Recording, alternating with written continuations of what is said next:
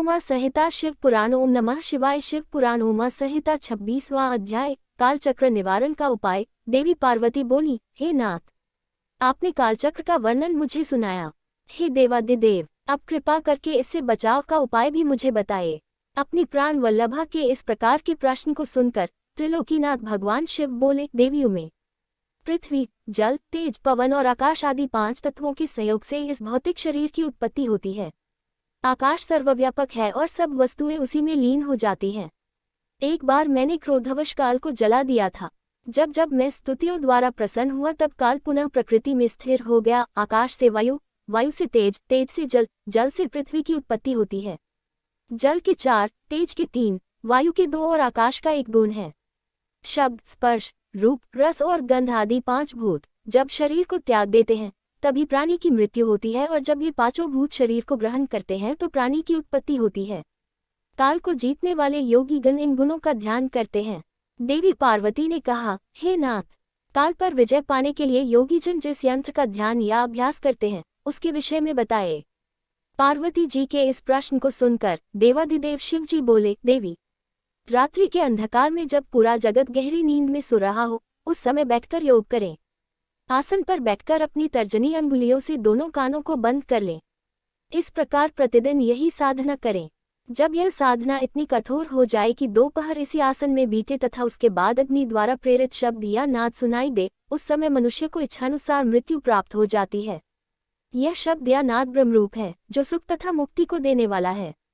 इस नाद ध्वनि या शब्द को सांसारिक मोह माया में लिप्त लोग भला कैसे जान पाएंगे। जिन उत्तम मनुष्यों को इसका ज्ञान प्राप्त हो जाता है वे आवागमन के चक्र से छूट जाते हैं। उन्हें तत्वज्ञान व मुक्ति की प्राप्ति होती है।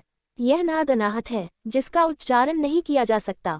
योगीजन अपने प्रयत्न एवं ध्यान द्वारा इसे प्राप्त करते हैं। वे पापों से दूर होकर मृत्यु पर विजय पा लेते हैं। उसी मृत्यु से पर विजय प्रदान करने वाला शब्द उत्पन्न होता है।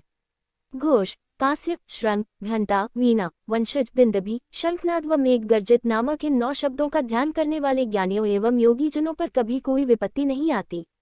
इसी प्रकार एकाग्रचित होकर नियमपूर्वक तुकांत शब्द की स्तुति और ध्यान करने वाले मनुष्यों के लिए कुछ भी असाध्य नहीं होता। उसकी हर कामना की सिद्धि होती है और अभीष्ट फल मिलता है। 27वां अध्याय। अमृतत्व प्राप्ति की साधनाएं। पार्वती जी बोली, हे प्रभु, यदि आप मुझ पर प्रसन्न हैं तो मुझे यह बताएं कि योगीजन वायु के पद को कैसे प्राप्त करते हैं। यह सुनकर महादेव जी बोले, हे कल्याणी, जिस प्रकार दरवाजे की देहरी पर रखा दीपक घर के अंदर और बाहर दोनों ओर प्रकाश करता है, उसी प्रकार हमारे हृदय के भीतर स्थित वायु भी अंदर और बाहर दोनों ओर प्रकाश करती है। ज्ञान, विज्ञान और उत्साह सभी का मूल वायु ही है। इसलिए जिसने वायु पर अपनी विजय प्राप्त कर ली है उसे पूरे जगत पर विजय प्राप्त हो जाती है। जिस प्रकार लोहार मुख से फूंकनी में फूंक वायु भरता हुआ अपने काम में लगा रहता है, उसी प्रकार संत और योगीजन भी अपने अभ्यास में लगे रहते हैं। अभ्यास करते करते जब वे पारंगत हो जाते हैं तो वे आसन से 10 अंगुल ऊपर उठ जाते हैं। प्राणायाम में सिर एवं व्याहृतियों के साथ गायत्री मंत्र का जाप करते हुए प्राणवायु को रोका जाता है और अंदर स्थित वायु को नाक के रास्ते बाहर फेंका जाता है। इसे करने से बड़ा उत्तम फल मिलता है। योगीजनों को एकांत स्थान पर जहाँ सूर्य चंद्र का प्रकाश हो सोना चाहिए। आंखों को अंगुलियों द्वारा बंद करके ध्यानमग्न होने पर योगीजनों को ईश्वर की ज्योति के दर्शन होते हैं। जब योगीजनों को इस प्रकार अंधकार में ईश्वर ज्योति के दर्शन हो जाते हैं तब वह योगी परम सिद्ध हो जाता है। उसे अनेक सिद्धियां प्राप्त हो जाती हैं। वह जीवन मृत्यु के बंधनों से मुक्त हो जाता है और उसे मोक्ष रूपी परम तत्व की प्राप्ति हो जाती है। इस प्रकार ध्यान करने वाले योगियों को तुरीय गति प्राप्त हो जाती है। 28वां अध्याय। छाया पुरुष का वर्णन। श्री पार्वती जी शिवजी से पूछने लगी कि भगवान, आपने मुझे काल और वचन का वर्णन किया, अब मुझे छाया पुरुष के श्रेष्ठ ज्ञान को बताए। भगवान शिव बोले, श्वेत वस्त्र धारण करके धूप दीप प्रज्वलित करके ओम नमः भगवते रुद्राय नामक 12 अक्षरों के मंत्र का जाप करते समय जब मनुष्य को अपनी छाया दिखाई देने लगे तो उसे ब्रह्म की प्राप्ति होती है। यदि ऐसी छाया बिना सिर के दिखाई दे तो 6 महीने में मृत्यु हो जाती है। शुक्ल वर्ण होने पर धर्म वृद्धि होती है, कृष्ण वर्ण पाप, रक्त वर्ण पर बंधन, पीठ पर शत्रु का भय होता है। यदि नाककटी दिखे तो विवाह बंधु मृत्यु, भूख का डर होता है। इस प्रकार जब मनुष्य को छाया पुरुष दिखाई दे तो उसे नवाक्षर मंत्र का मन में जाप करना चाहिए। इस प्रकार 1 वर्ष तक इसे जपने से सभी सिद्धियों की प्राप्ति होती है। अब मैं तुम्हें एक गुप्त विद्या के बारे में बताता हूँ। यह विद्या ब्राह्मणों के सिर पर विद्यमान होती है। यह विद्या सभी विद्याओं की माता कहलाती है। वेद भी प्रतिदिन इसकी स्तुति करते हैं। इस विद्या को खेचरी नाम से जाना जाता है। यह विद्या अदृश्य, दृश्य, चला, नित्य, व्यक्ता, अव्यक्ता और सनातनी कहलाती है। यह वर्ण रहित, वर्ण सहित बिंदु मालिनी है।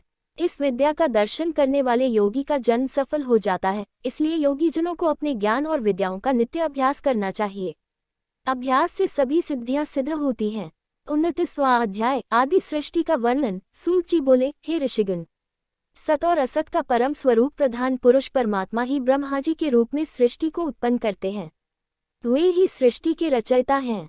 विष्णु जी इस सृष्टि का पालन और शंकर जी इसका संहार करते हैं। ब्रह्मा जी ने जब सृष्टि की रचना के बारे में सोचा तो सबसे पहले जल की उत्पत्ति हुई। जल को नरक पुत्र कहा जाता है और जल में नारायण रहते हैं।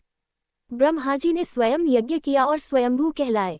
जल में सर्वप्रथम एक अंडा हुआ जिसके 2 भाग हिरण्यगर्भ ने किए। अंडे के ये 2 भाग आकाश और पृथ्वी हुए। ब्रह्मा जी ने अधोभाग में 14 भुवन, मध्य में आकाश की रचना की। उन्होंने ही जल के ऊपर पृथ्वी की रचना की। आकाश में 10 दिशाओं की रचना हुई। ब्रह्मा जी ने तत्पश्चात मन, वाणी, काम, क्रोध, रूप और रति की भी रचना की। मरीचि, अत्रि, अंगिरा, पुलस्त्य, पुलह, ऋतु, वशिष्ठ, महामुनि तेजस्वी ऋषियों के रूप में विश्व प्रसिद्ध हुए। ये सब ऋषि ही सप्तऋषि के नाम से जाने जाते हैं और इनका वर्णन सभी पुराणों में किया गया है। पुराणों और सप्तऋषि रचना के पश्चात यज्ञ सिद्धि के लिए ऋग, यजु, साम और अथर्व वेदों का निर्माण ब्रह्मा जी ने किया। तत्पश्चात उन्होंने देव पूजन किया। वक्षस्थल से पितर, जंघाओं से मानव एवं जंघा के नीचे के भाग से दैत्य बनाए गए। इस प्रकार ब्रह्मा जी ने सारी सृष्टि की रचना पूरी की, परंतु उनकी बनाई गई इस सृष्टि में विकास न होता देखकर ब्रह्मा जी ने प्रकृति और पुरुष को बनाया जिन्होंने सृष्टि का निर्माण किया। भगवान नर और नारायण द्वारा बनाई गई सृष्टि प्रजा मैथुन सृष्टि से उत्पन्न हुई। 30वां अध्याय, सृष्टि रचना क्रम। सूत जी बोले, हे ऋषिगण, इस प्रकार ब्रह्मा जी द्वारा निर्मित सृष्टि का निरंतर प्रसार होने लगा। प्रजापति ने अयोनिजा शत्रुपा से विवाह किया। शत्रुपा ने 100 वर्षों तक तपस्या करके उन्हें पति रूप में प्राप्त किया। इन्हीं के मनु नामक पुत्र हुए। मनु से 71 मनुओं की रचना मनवंतर संज्ञा कहलाती है। फिर वीरका हुई। इनसे उत्तानपाद की उत्पत्ति हुई। राजा उत्तानपाद का विवाह सुनीति से हुआ। इन्हीं के परम तेजस्वी पुत्र के रूप में ध्रुव पैदा हुआ। ध्रुव ब्रह्मा जी की 3000 वर्षों तक कठोर तपस्या करके सप्तऋषियों से भी ऊपर स्थान प्राप्त किया था। पुष्टि और धान्य नामक ध्रुव के 2 पुत्र हुए। पुष्टि की पत्नी सुनित्था थी। उनसे रिपुजय, विप्र, नकल, वृष, तेजा नामक 5 पुत्र पुष्टि को प्राप्त हुए।